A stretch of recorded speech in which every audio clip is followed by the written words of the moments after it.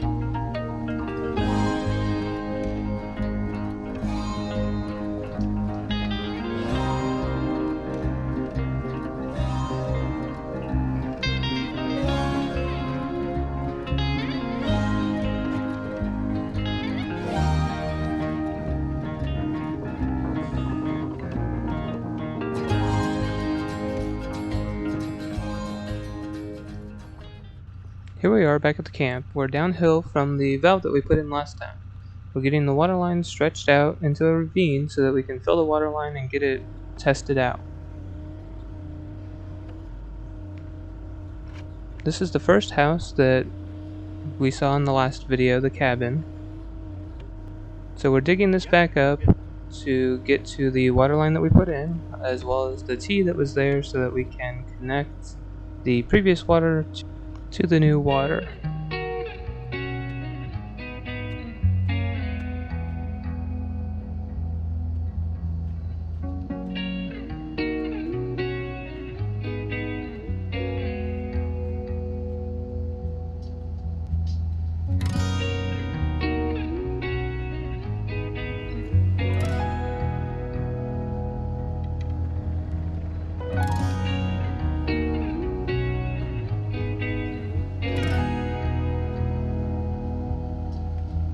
So you notice this iron looks similar to the other irons that we used in the previous video. So the small one there, getting it cleaned up, so you use some acetone to make sure that there's no oil left on the iron, because that will compromise the fusion. And then basically that is a handheld version of the big fusion that we had before. So this we call the Mini Mac, and fusing a piece of pipe onto the end of what is the saddle that will be fused to the main.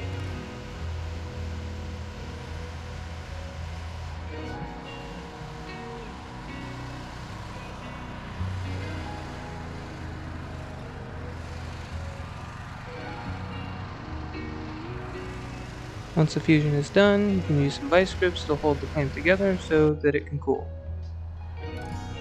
Here's a look of kind of having the new pipe that's furthest away, the T's in the middle, and here you can kind of see that all laid out, the old water, and then where it goes into the house. So the device he has there is a sidewinder, so this goes on the new poly pipe that we put in. Essentially there are two chains that wrap around the pipe. You tighten these down and this will hold the saddle to the main in a specific spot so that it can be melted on with that fusion.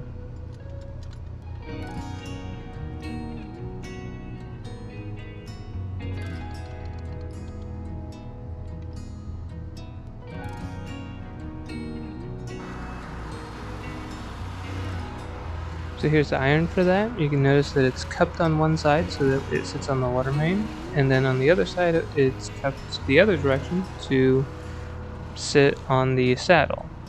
So it melts both sides at the same time so that you can put it on the water main. And then this here is called a blanket, so the water main and the saddle melt at different rates. So you put this on there so that the water main, because it has the cool water in it, will take longer to melt. So you put that blanket on the saddle side, and then you put some tension on it so that it can melt into the water main.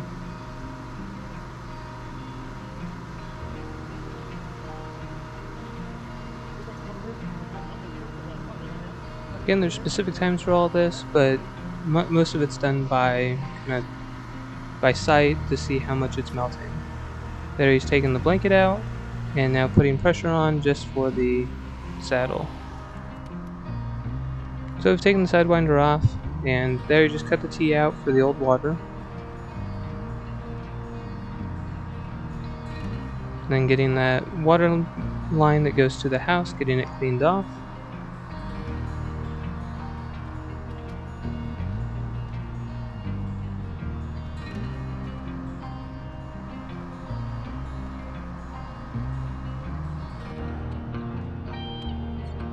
So at this point we're going to put a valve on the water so that it can be shut off right here at the house.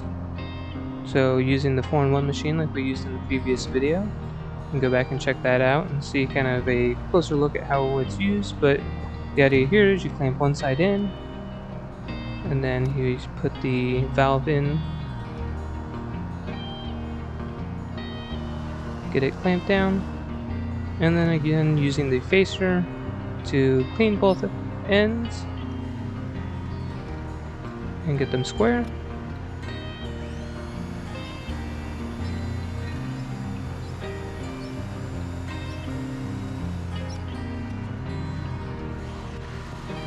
And then again throwing the iron in there to melt both sides of the water line, or in this case the water line and the valve.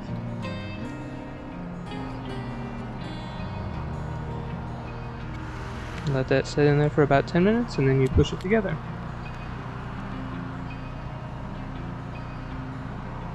Here he's just cutting the excess water line off that is on that saddle. I got the top piece.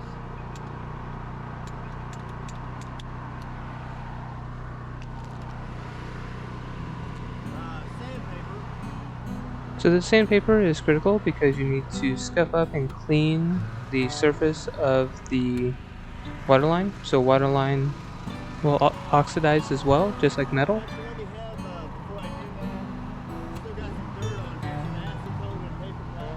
Again, cleanliness for all of this is very critical. So acetone removes any oil and dirt.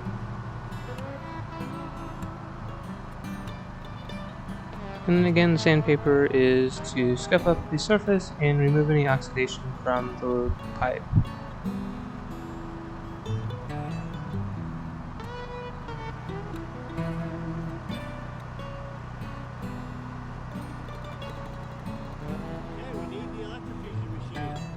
So the electrofusion is another device that you use whenever you have a small space and you don't have room to move the pipe back and forth. That's the one disadvantage to the other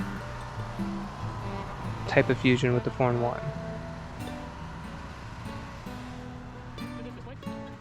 Basically what this does is you put a small piece in line with the pipe.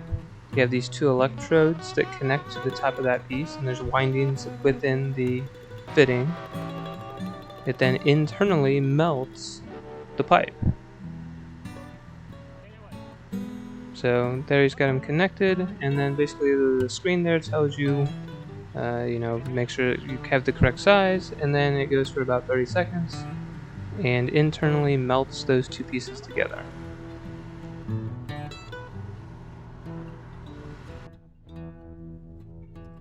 So now that is all done, here he's actually tapping the water main. So in these saddles there's a cutter built into it, so you run the tap down until it goes all the way through. So there it just went through, and he goes a few more turns just to make sure that it is completely through. And then you back it out. You don't back it all the way out because it creates its own seal that way. but the cap that I have in my hand does have a small seal in it, to whenever you screw it back on, it seals. Okay, so this cap does have a little seal on it.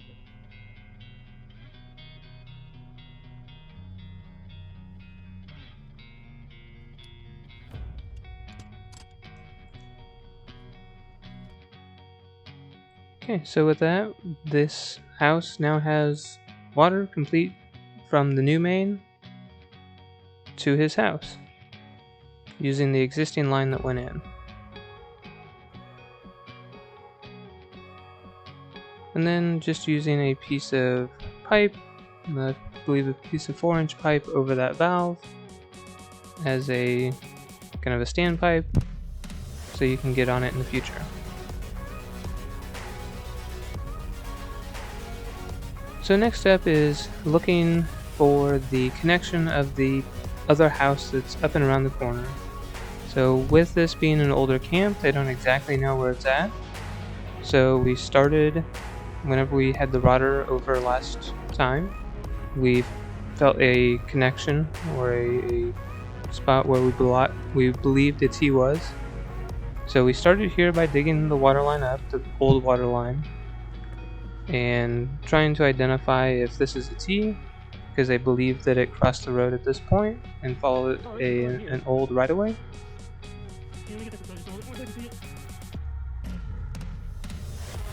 And instead of a T, we just found a bar fitting that for a repair that happened in the past.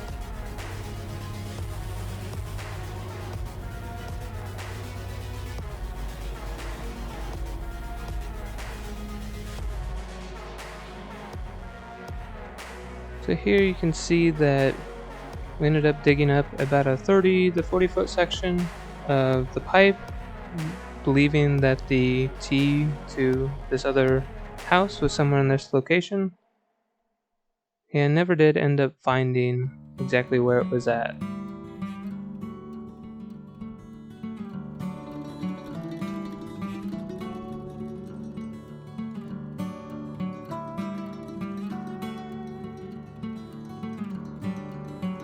And even though it's fairly wet out at this point, whenever you get down about 3 feet, the dirt becomes fairly hard.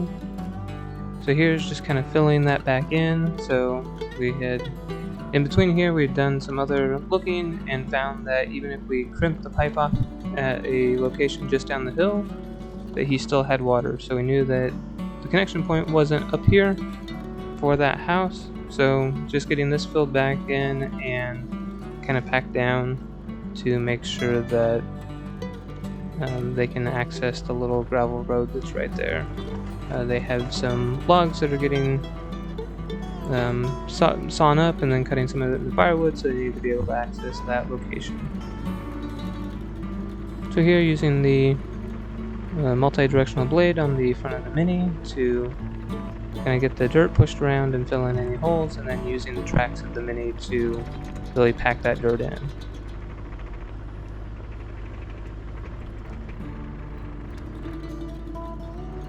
So next time we go back out to the camp, we're going to be trying to find another location to hook this water line up. So instead of utilizing the old line that was there, I believe we're going to go back around the corner, dig up the water line that we put in, the new one, and get it directly connected there and run a new line into his house. So be looking for that next time on the channel. That will be the next time we go out to the camp. We'll be getting that connected so that whenever we go down the hill, we don't have to worry about hitting the current water. Thank you for watching the Schmitter's 100 Acre Woods. Like and subscribe, and we'll catch you next time.